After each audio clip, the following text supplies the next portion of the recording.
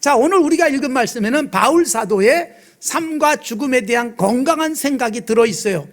저는 이걸 오늘 우리가 묵상하고 읽으면서 제가 장례식 때도 가끔 드리는 말씀이긴 하지만 이 말씀을 통해서 나는 그리스도인으로서 삶을 어떻게 진지하게 가꾸는지, 그리고 죽음에 대한 생각은 어떤지, 이것이 분명했으면 좋겠습니다. 자, 우선 여러분 19절을 보시기 바랍니다. 이것이 너희의 간구와 예수 그리스도의 성령의 도우심으로 나를 구원에 이르게 할 줄 아는 거로 라는 말씀이 나오는데, 이 구절 읽으면서 이상하셔야 됩니다. 무슨 말이에요? 나를 구원에 이르게 할 줄 안다라는 말은 아직 구원에 이르지 않았다는 의미처럼 읽힐 수 있기 때문에 그래요.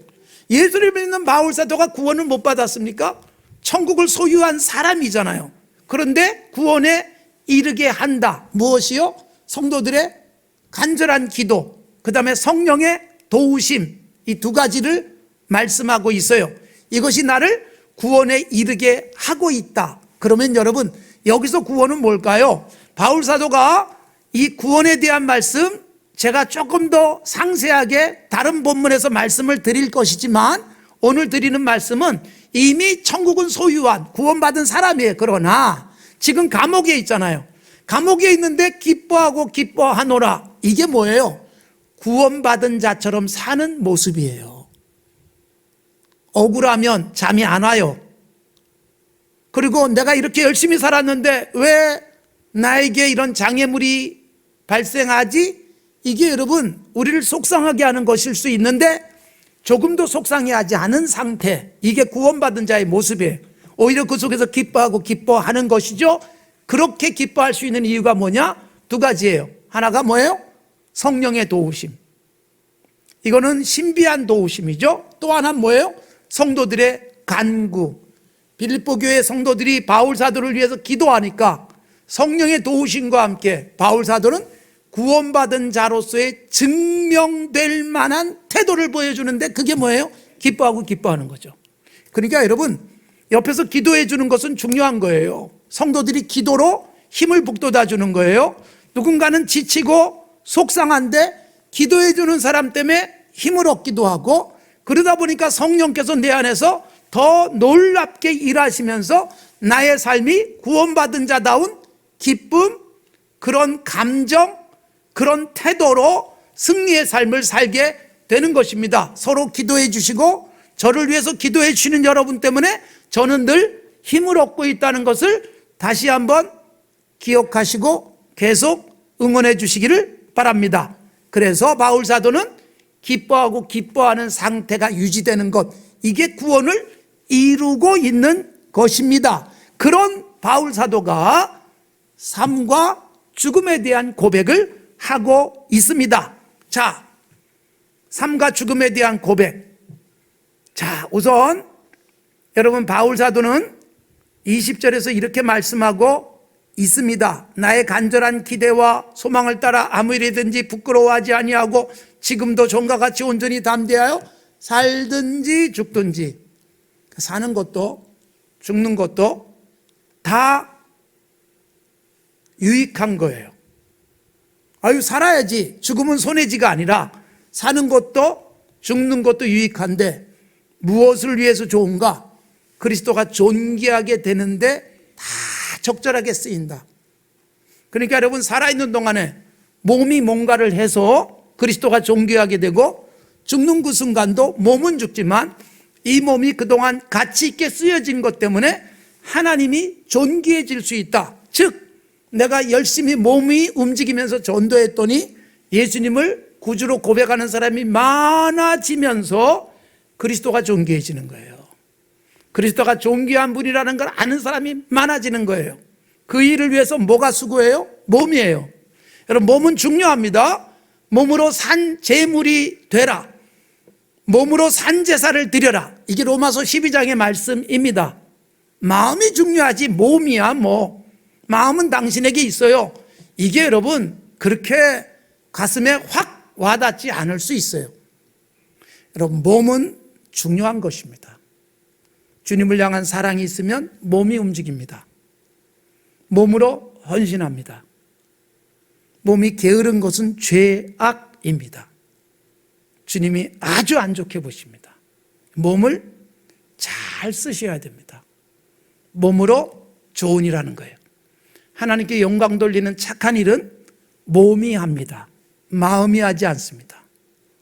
몸이 움직이면서 좋은 일하고 누군가에게 감동되고 하나님께 영광도 됩니다.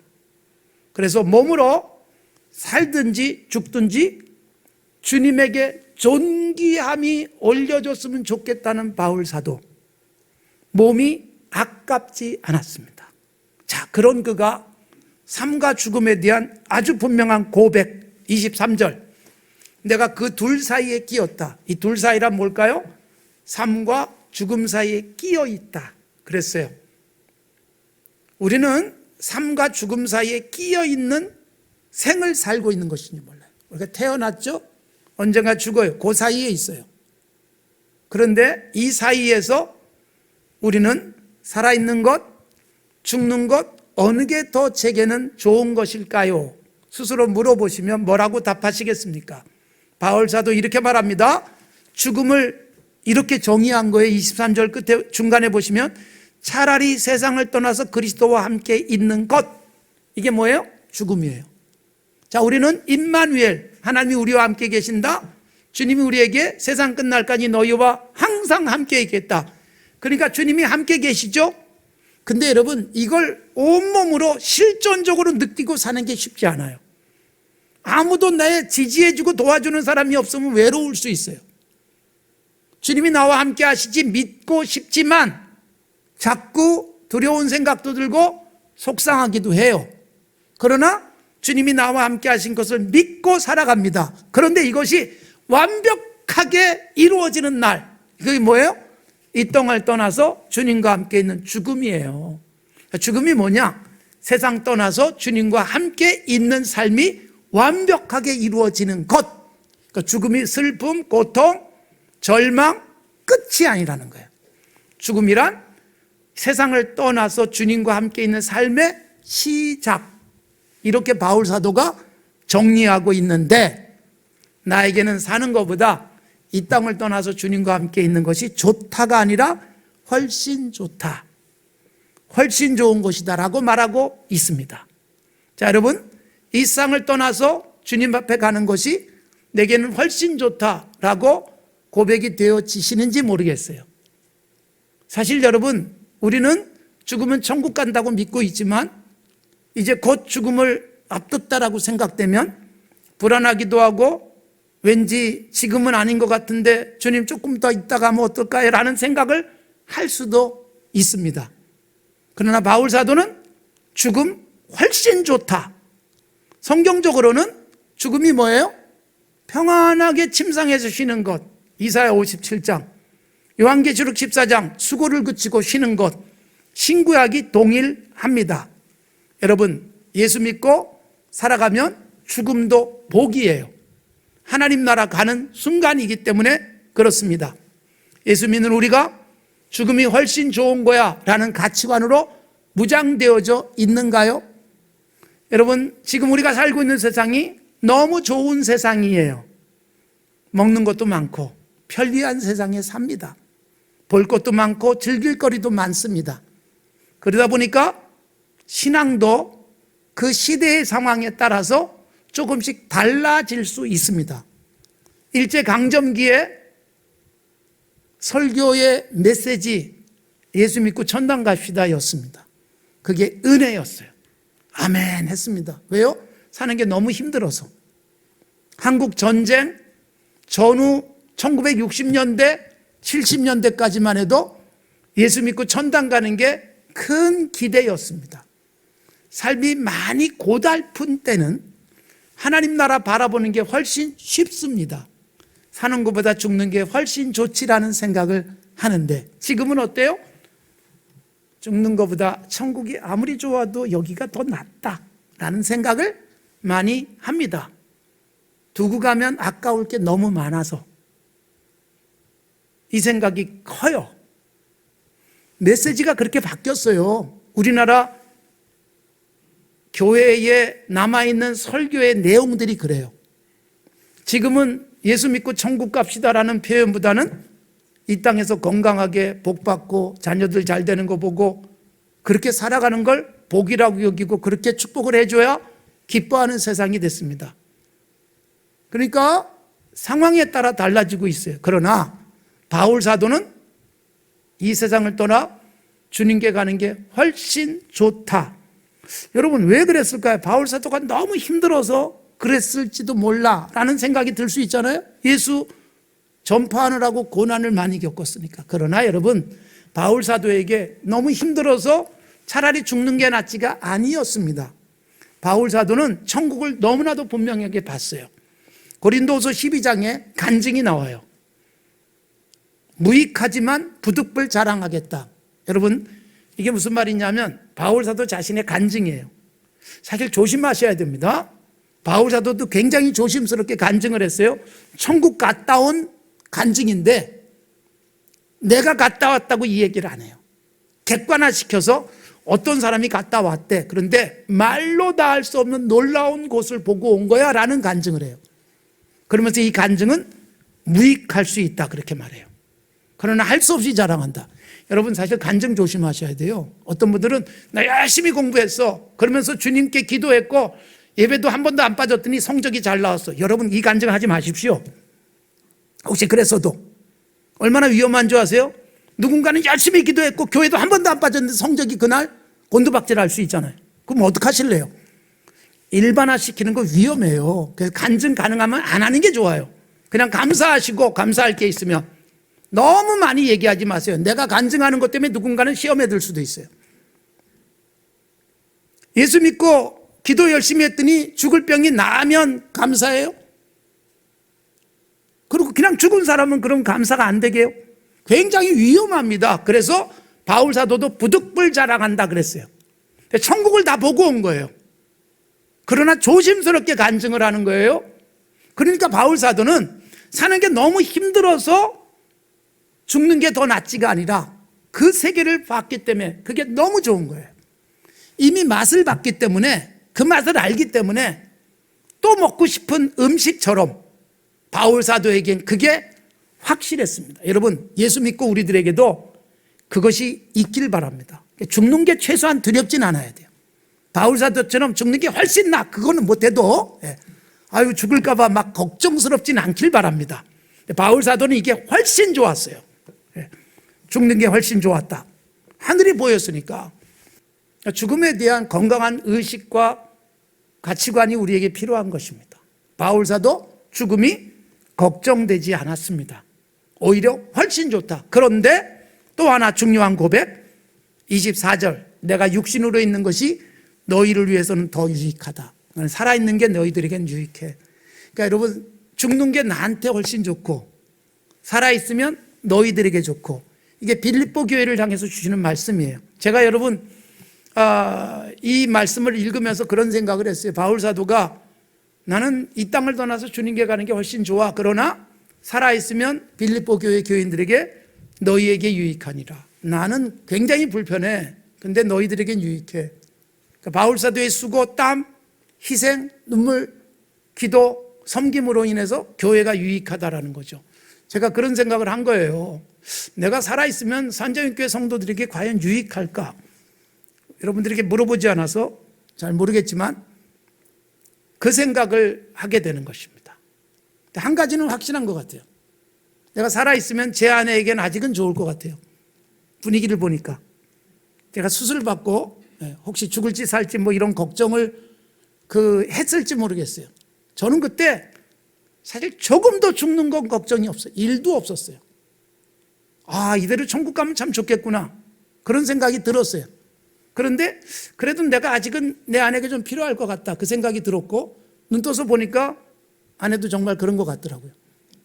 그리고 제 아들과 딸에게도 제가 살아있는 게 더 유익할 것 같더라고요. 계산을 잘 해보니까 아직도 아빠 돈이 필요한 아이들이구나 그때. 어쨌든 이렇게 저렇게 유익하다 싶은 생각이 들었어요. 그런데 여러분 정말로 복되고 건강한 삶이란 뭘까요? 내가 죽으면 옆에 사람들이 다 좋아하면 이거 불행한 인생이지 않아요? 내가 떠났을 때 아쉬워하고 섭섭해하고 당신이 있어서 나한테는 행복이었는데 그래야 복된 삶이지 않겠어요? 사도행전에 나오는 다비다라는 여성이 그랬어요. 갑자기 병들어 죽었는데 베드로 사도를 불러왔을 때 베드로가 보니까 옆에 있던 과부들이 전부 다 자기 옷들을 보여주면서 이분이 내게 해준 거예요. 그리고 다 고마워하면서 아쉬워하고 그리고 눈물 흘리는 거예요. 다시 살려요. 예. 여러분, 내가 떠났을 때 다 아쉬워하고 섭섭해하고 그리고 당신이 있을 때 내게 행복했는데 기뻤는데 즐거웠는데 라고 말할 수 있다면 얼마나 좋겠습니까? 그런 삶이 우리에게 필요한 것입니다. 살아있음이 반짝거리는 별 같은 존재로 살다가 죽음은 오랫동안 기다리던 정말 행복하고 기쁜 상태에 들어가는 것이라는 신앙, 이게 필요한 거예요. 사람들이 별이 되고 싶어요. 스타. 요즘은 온갖 공중파뿐만 아니라 케이블 방송도 많아져가지고 오디션 프로그램들도 참 많습니다. 하루아침에 스타가 되기도 해요. 하루아침에 많은 사람들에게 인기를 끌어요. 언제 봤나 싶은 사람이 사람들에게 어느새 유명해지고 돈도 많이 벌고 그런 스타가 되는 일들이 있어요. 그러나 여러분, 사람들에게 유명해지고 돈 많이 버는 스타, 그걸 꿈꾸시겠습니까? 누군가에게 정말 가슴에 별처럼 느껴질 수 있는 삶이 돼야 되지 않겠어요? 당신이 내 곁에 있어서 즐겁고 기쁘고 복된 존재로 살아가는 것, 내가 이 세상에 살아가는 것만으로도 세상이 조금은 더 아름다워질 수 있는 그런 건강한 모습. 제가 얼마 전에 하워드 스티븐 프리드먼의 생명 가격표라는 책을 소개했습니다. 인문학적 책 읽기, 제게는 즐거움이에요. 어제는 나는 농담으로 과학을 본다 그런 책을 어제 막 도착한 책을 읽었습니다만, 이 생명 가격표에서 9.11 테러를 예를 들었죠. 어떤 사람 연봉 그런 거에 따라서 죽었을 때 보상 금액이 달라지는 생명 가격표의 슬픈 모습을 우리가 봤지만, 저는 그 생명 가격표를 다시 생각하면서 정말 진정한 생명의 가격이 매겨진다면 무엇이어야 될까요? 옆에 사람들이 당신이 살아있는 게 너무너무 좋다, 당신이 내 곁에 있어 행복하다, 그럴 때 가치가 높아지는 것이고, 그럴 때 내 생명의 가격이 높게 책정되는 것이 아니겠습니까? 내가 죽어서 보상을 얼마나 받는가가 아니라는 것이지요. 그리스도인들의 삶이 그런 모습이어야 합니다. 예수 믿는 사람들은 예수님이 이 땅에 계시는 동안에 어떻게 살았는지, 예수님은 이렇게 말씀하셨어요. 요한복음 8장에서 내가 세상의 빛이다. 그러니까 예수님은 빛나는 삶, 반짝거리는 별 같은 존재셨습니다. 진정한 스타였습니다. 그래서 예수님을 이 지저스 크라이스트 슈퍼스타로 그렇게 그려진 작품도 있습니다. 여러분, 정말 빛나는 별 같은 예수님. 그런데 그분이 역시 요한복음 15장에서 친구를 위하여 목숨을 버리면 이보다 더 큰 사랑이 없다. 그래서 예수님이 살아있는 동안은 별같이 빛나는 존재였고, 예수님의 마지막 죽음은 가장 비참하게 보일지 모르지만 더 반짝거리는 진정한 빛이셨습니다. 우리에게 그 모범을 보여주시는 거예요. 이 세상에서 살아있는 동안 빛나는 삶을 살다가 내가 이 땅을 떠날 때 더 반짝거릴 수 있는 삶이 되면 얼마나 좋을까요? 이런 CCM이 있습니다. 당신의 그 섬김이 천국에서 해같이 빛나리. 여러분, 이 땅에서 섬기고 사랑하고 나누며 살았는데 그게 많은 사람들이 고마워하고 나중에 천국에 가면 해처럼 빛날 것이다. 실제로 요한계시록에서 성도들의 착한 행실들이 천국에서 입을 옷이 된다라는 것이거든요. 그러니까 여러분, 세상에서 누군가에게 빛처럼 살다가 내가 이 땅을 떠날 때 많은 사람들이 정말 마지막 죽음의 순간을 감격 속에 서로 누리고 작별하면서 살아있을 때보다 더 가치 있는 죽음을 만든다면 이보다 더 복된 모습이 어디 있겠습니까? 사랑하는 성도 여러분, 우리가 순간순간 중요한 선택을 하며 살지만 우리의 선택의 대부분이 어느 쪽이 내게 유리할까? 어느 게 내게 유익할까를 선택하는 경우가 대부분이에요. 요새 시험을 치르고 대학 진학을 위해서 애쓰는 우리 학생들의 경우는 어느 과가 더 유리할까? 어느 쪽 길이 훨씬 더 내가 살아가는데 좋을까를 많이 생각하지만 여러분, 그 선택의 순간에 내가 어떻게 하면 세상에 유익한 사람이 될 것인가를 꿈꿀 수 있다면 이게 건강한 그리스도인의 모습이지 않겠습니까? 그런 모습으로 우리가 살면서 자녀들에게 그런 꿈을 심어주고 그렇게 살아가도록 도전해주고 자극해줄 수 있다면, 그래서 나를 따라오는 사람이 나처럼 살아가는 우리 자녀가 세상에서 긍지를 느끼고 사람들에게 박수받을 수 있다면 이보다 더 복된 삶이 어디 있겠어요? 우리가 하나님이 기뻐하는 것이 뭘까? 예수님이 정말로 관심 가졌을 일이 무엇일까에 관심 갖고 거기에 돈 쓰고 거기에 시간 쓰고 거기에 몸을 쓰면 주님이 존귀해지고 주님이 기뻐하는 거예요. 그걸 우리가 꿈꿔야 되는 거고, 그렇게 살다 보니 나의 삶은 빛나는 삶이 되어지고, 그런 내가 죽으면 하늘의 별처럼 빛나는 거지요. 제가 산조님께 와서 첫 번째 맞은 성탄절 잊을 수 없는 게 뭘까요? 장기료 장로님이 그날 소천을 하셨습니다. 아침 6시에. 그리고 장례를 치렀습니다. 별처럼 사시던 장기료 장로님은 성탄절 아침에 가시면서 모든 매스컴이 별처럼 빛난 삶을 다 조명을 했습니다. 그래서 1995년 12월 25일은 잊을 수 없는 날이고, 우리도 계속 12월에는 추모를 해오고 있습니다. 여러분, 우리의 삶이 정말로 빛나는 삶이고 우리의 죽는 그 순간이 훨씬 더 빛나는 죽음이 될 수 있다면 진정한 그리스도인의 모습을 살아가는 것입니다. 그것을 위해서 꾸준히 우리가 힘쓰고 돈 쓰고 그리고 함께 건강한 공동체를 만들어 갑시다. 빛나는 삶, 더 빛나는 죽음, 예수님이 보여주신 것이고 우리가 계속 바라봐야 될 삶입니다.